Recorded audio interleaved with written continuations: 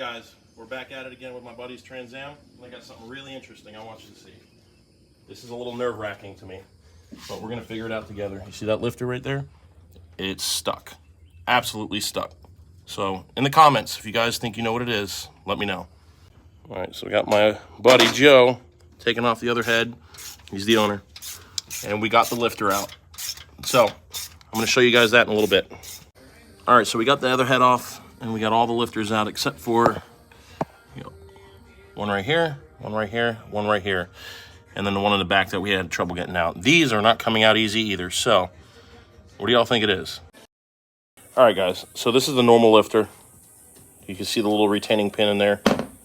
This is the one that broke earlier that we showed you in the last video.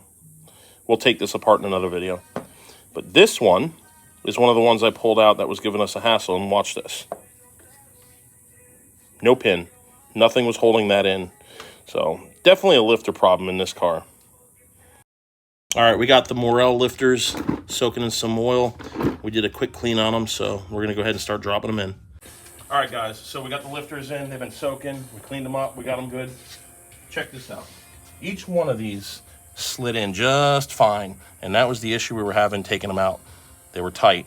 That gives you a little hint on what might be wrong with the old ones. All right, guys, so we're gonna go ahead and torque these down to 8.8 foot-pounds of torque, which is 106 inch-pounds of torque. So let's go ahead and start.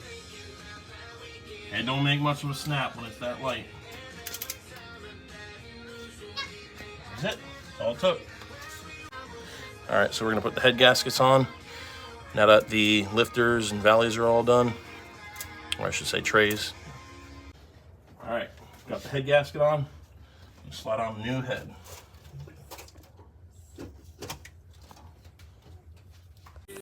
All right, guys, so when you put your head bolts on, make sure you take the assembly lube it comes with and put it right there in between that washer.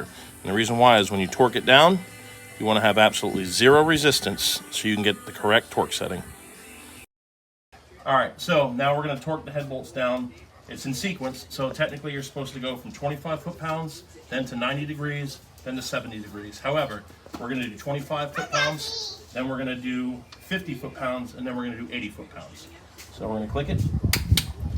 This is the last sequence. This is 80.